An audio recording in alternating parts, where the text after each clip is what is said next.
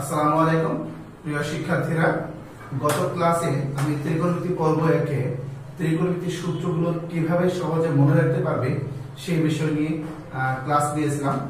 আজকে আমরা ত্রিকোণমিতি পর্ব 2 এ ত্রিকোণমিতির মানগুলোকে কিভাবে আমরা সহজে মনে রাখতে পারবো মুখস্থ না করে সেই বিষয় নিয়ে আলোচনা করব। তাহলে আমরা শুরু করি। ত্রিকোণমিতির মানগুলোকে মুখস্থ না করে মনে রাখার জন্য আমাদের কিছু কৌশল অবলম্বন করতে হবে। তার মধ্যে কিছু কৌশল আমি এখানে দেখি, দেখবে।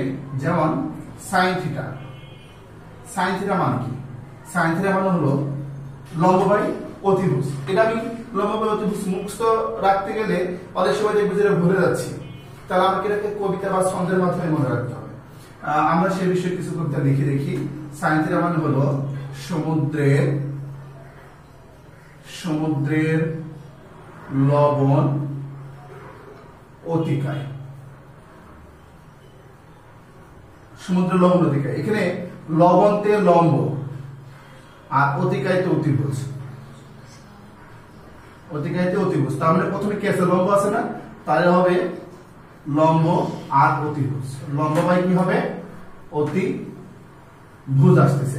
তাহলে দেখো, আমি লম্ব বাই অতিভুজ এটা মনে রাখি শুধু জানি বলি সমুদ্র লবণ অতিকায়। তাহলে এই কবিতার মুখস্থ রাখলে আমার জীবনেও এই লম্ব বাই অতিভুজ এই মানটা কখনোই ভুল হবে না। তাহলে আমরা যদি মনে রাখি সাইন থিটা মানে সমুদ্র লবণ অতিকায়, লবণ তো লম্ব, অতিকায় অতিভুজ, তার মানে লম্ব বাই অতিভুজ। এখন সাইন থিটার বিপরীতটা কি জানো? 1 বাই কোসেক থিটা। তাহলে সাইন থিটার বিপরীত হলো কোসেক থিটা। সাইন থিটা, তাহলে কোসেক থিটা কি হবে? কোসেক থিটা হবে সাইন থিটা এর উল্টা। উল্টা মানে বিপরীত, তার মানে কি হবে? অতিভুজটা উপরে যাবে, অতিভুজ বাই কি হবে? লম্ব। সেম ভাবে আমরা তিনটা জিনিস মান মনে রাখলে বাকি 6টা অনুপাত মনে রাখা যাবে। cos theta. cos থিটা মানে কবরে ভূত অনেক। কেউ এটা না বলে আরেকভাবে লিখতে পারে কচুয়ালের ভুঁড়ি অতিকায়, যে যেভাবে বলতে পারে। ভূতটা হবে ভূমি আর অনেকে হবে অতিভুজ। তাহলে এখানে প্রথমে কি আছে? তাহলে এখানে প্রথমে আছে ভূমি, তাহলে ভূমির আগে ভূমি বাই অতিভুজ। ভূমি বাই কি হলো? অতিভুজ। এখন কসের বিপরীত কি জানো? সেক। তাহলে সেক হবে কি? কস এর বিপরীত বা উল্টা। তার মানে কি হবে? উল্টা মানে কি? অতিভুজ উপরে যাবে, তাহলে আমরা কি লিখতে পারি? অতিভুজ বাই ভূমি। সেম ভাবে 3 নাম্বারটা আমরা কি আসতে পারি? 3 নাম্বারটা হলো tan। tan থিটা হবে, tan থিটা সমান সমান মনে রাখার জন্য টেরা লম্বা ভূত। লম্বাতে হবে লম্ব আর ভূততে হবে ভূমি। তাহলে প্রথমে কি আছে? লম্ব, তাহলে লম্ব বাই ভূমি।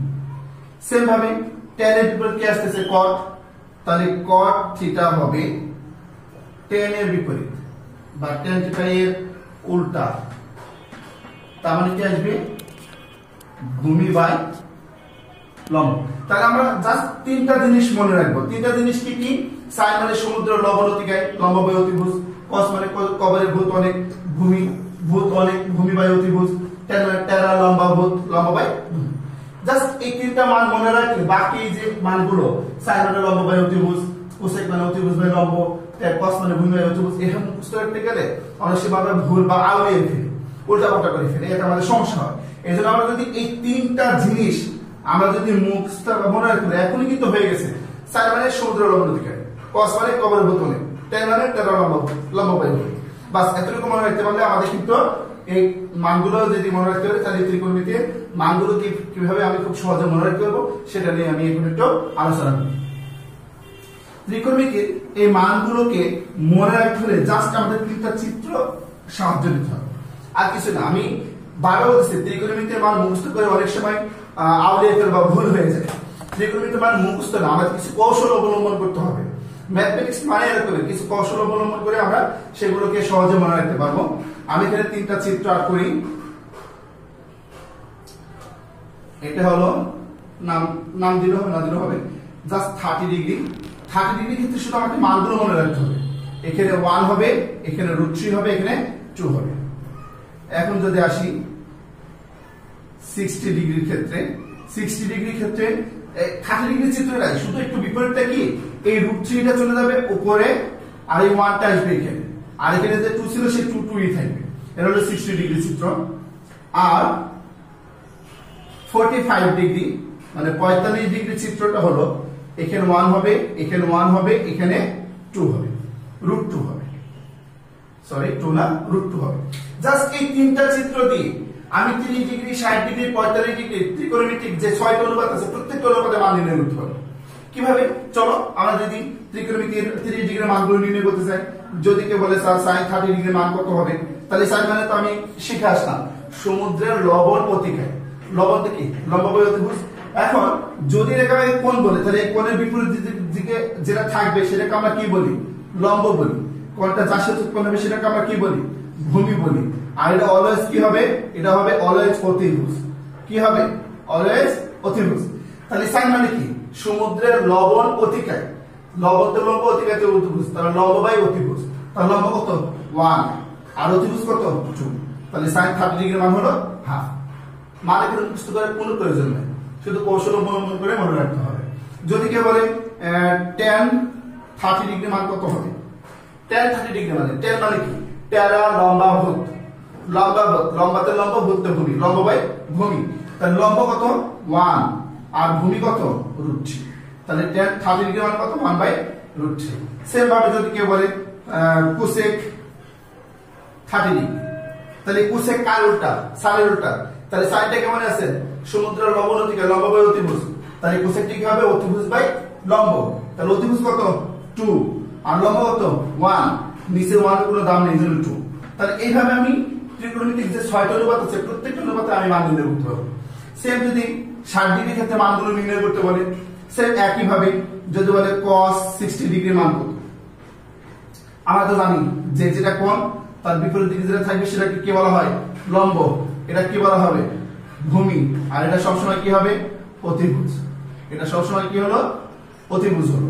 তাহলে cos 60 ডিগ্রি, cos মানে কি মনে আছে? কোচওয়ানের ভুঁড়ি কবরের ভূত অনেক, কোচনের ভুঁড়ি থেকে এটা দিকে যদি করে তাও হবে, বা cos যদি বলে কবরের ভূত অনেক, ভূতে ভূমি অনেক অতিভুজ, তাহলে কি ভূমি বাই অতিভুজ। তাহলে ভূমি কত? 1, অতিভুজ কত? 2। তাহলে cos 60 ডিগ্রি মান হলো 1/2। এরকম যদি কেউ বলে cot 60 ডিগ্রি মান বের করবে, তাহলে cot মানে কি? cot কার উল্টা? tan এর উল্টা। tan মানে কি? টেরা লম্বা ভূত, লম্ব বাই ভূমি। তাহলে এখানে কি হবে? ভূমি বাই লম্ব। তাহলে ভূমি কত? 1 আর লম্ব কত? লম্ব হলো √3। তাহলে cot 60 ডিগ্রি মান 1/√3। এভাবে আমরা সমস্ত মানগুলো নির্ণয় করতে পারবো। যদি এখন 45 ডিগ্রি যদি মানগুলো নির্ণয় করতে বলে, 45 ডিগ্রি কোণের ক্ষেত্রে যদি এটা কোণ হয়, আমরা জানি কোণের বিপরীত দিকে থাকবে সেটাকে তার কি বলা হবে? লম্ব। এটা কি বলা হবে? ভূমি। এটাকে কি বলা হবে? অতিভুজ।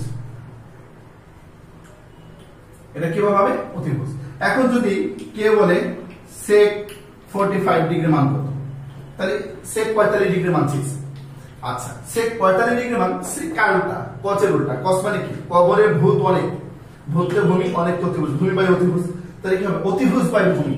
তাহলে এখানে অতিভুজ কত? √2। ভূমি কত? 1। নিচে অনেক কোনো দাম নেই, শুধু √2। সেম একই ভাবে যদি কেউ tan 45 ডিগ্রি মান চাই, tan মানে কি? টেরা লম্বা ভূত, লম্বাতে লম্ব, ভূতে ভূমি, তার মানে লম্ব বাই ভূমি। তাহলে লম্ব 1, ভূত মানে ভূমি 1। তাহলে 1 কে 1 দ্বারা ভাগ করলে কত হবে? 1ই হবে। ঠিক আছে? তার মানে আমি যখন অঙ্কগুলো করব রাগ খাতায় পাশে আমি তিনটা চিত্র আঁক করে নেওয়ার পরে যে কোনো মান আমরা নির্ভুলভাবে, সম্পূর্ণ নির্ভুলভাবে ম্যাথমেটিক এগুলো বসাতে পারবো এবং খুব সহজে মানগুলো নির্ণয় করতে পারবো। কিন্তু যদি আমি এটা মুখস্থ রাখতাম, অনেক সময় চিন্তা করে দিতাম ভাই sec 45 ডিগ্রি মান আসলে কি √2 নাকি অন্য কিছু, এরকম কনফিউজনের মধ্যে আমরা না গিয়ে খুব সিম্পল ভাবে মানগুলো আমি কি মনে রাখতে। এটা আমাদের সাধারণত ত্রিকোণমিতি 9.2 এবং দশম অধ্যায় দূরত্ব উচ্চতার ক্ষেত্রে খুবই গুরুত্বপূর্ণ কাজে লাগবে। ঠিক আছে? এগুলো আমরা খুব ভালোভাবে শিখবো। এখন আসি ত্রিকোণমিতির সূত্রগুলো, মান এবং সূত্রগুলো তো আমরা θ প্লাস cos স্কয়ার θ সমান সমান 1। বা আমরা প্রমাণে শিখছি sec square theta minus tan square theta সমান সমান 1, বা আমরা এটা শিখছি cosec square theta minus cot square theta equals to 1। এই তিনটা প্রমাণই আমরা একটা থিওরি দিয়ে শিখব, জাস্ট একটা থিওরি দিয়ে, একটা চিত্রের মাধ্যমে তিনটা প্রমাণ হয়ে যাবে। ঠিক আছে, সেটা হলো পিথাগোরাসের উপপাদ্য দিয়ে অতিভুজ স্কয়ার সমান সমান লম্ব স্কয়ার প্লাস ভূমি স্কয়ার, আর কিছু করা লাগবে না, জাস্ট এটা দিয়ে আমরা এই তিনটা মানে প্রমাণ করতে পারবো। আমি 2 নাম্বার প্রমাণ করে দেখাচ্ছি, বাকি 1 নাম্বারটা তোমাদের 1 আর 3 তোমাদের বাসার কাজ থাকবে। আচ্ছা, আমরা প্রথমে একটা সমকোণী ত্রিভুজ অঙ্কন করব। কি অঙ্কন করব? সমকোণী ত্রিভুজ, নাম দিলাম ABC, একটা সমকোণী ত্রিভুজ যার কোণটা হলো থিটা। ঠিক আছে, আমরা এখানে ধরে নিতে পারি যে ত্রিভুজ ABC এর কোণ সমান সমান থিটা হবে।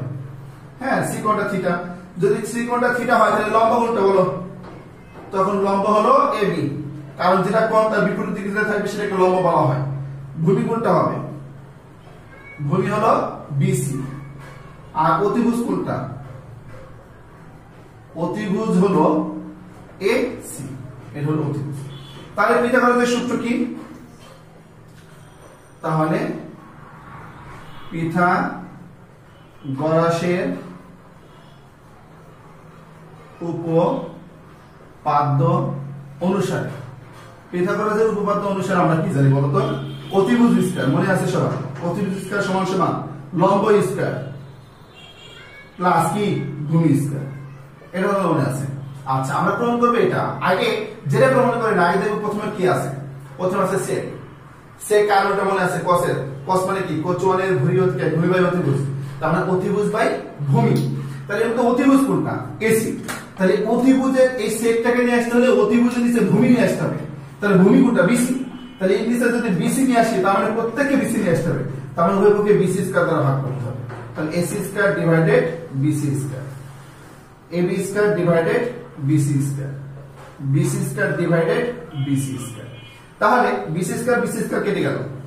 তাহলে এখানে দেখো এটা কি? অতিভুজ বাই ভূমি, তাহলে অতিভুজ বাই ভূমি মানে কি? sec square theta. এরা কি আসতেছে? লম্ব বাই ভূমি, লম্ব বাই ভূমি কি আসতেছে? লম্ব বাই ভূমি মানে কি? টেরা লম্বা ভূত, লম্ব বাই ভূমি, তার মানে 10 আসতেছে। তাহলে 10 এখানে কি আছে? Square theta. এরা কেটে গেল, কিছু নাই, মানে কত আছে? 1। দেখো আমাদের প্রমাণিত এসেছে মাইনাস এই পাশে এসেছে, তাহলে অতএব কি লিখতে পারি? sec square theta minus plus এই পাশে মাইনাস 10 স্কয়ার থিটা সমান সমান কি? 1। সেম ভাবে যদি sin চাইতো, এই এতদূর পর্যন্ত সবগুলো ঠিক আছে, সবগুলোর ক্ষেত্রে এই তিনটা প্রমাণের ক্ষেত্রে এতদূর পর্যন্ত লিখে নিব। তারপর sin চাইছে, sin মানে কি? সমুদ্রের লম্ব থেকে লম্ব বাই অতিভুজ, তার লম্ব কোণটি এটা AB, তার ইংলিশে অতিভুজ, তার মানে AC নেছে, তার উভয় পক্ষে AC স্কয়ার দ্বারা ভাগ করে। যদি cosec চাই, cosec মানে কি? অতিভুজ বাই লম্ব, তাহলে অতিভুজের নিচে লম্ব নেছে AB, তার উভয় পক্ষে AB দ্বারা ভাগ করে। ভাগ করে কাটাকাটি করলে এরকম একটা মান চলে যাবে। ওকে, তাহলে প্রিয় শিক্ষার্থীরা, আজকে আমাদের এই পর্যন্ত ত্রিকোণমিতির মান এবং সূত্রগুলোর প্রমাণ নিয়ে আলোচনা করলাম। গত ক্লাসে দূরত্ব উচ্চতা নিয়ে ইনশাআল্লাহ আলোচনা করব। ততদিন পর্যন্ত সবাই ভালো থেকো, সুস্থ থেকো, ঘরে থেকো, ওখানে সাবান দিয়ে হাত ধুয়ে পরিষ্কার পরিচ্ছন্ন থাকবে। খোদা হাফেজ।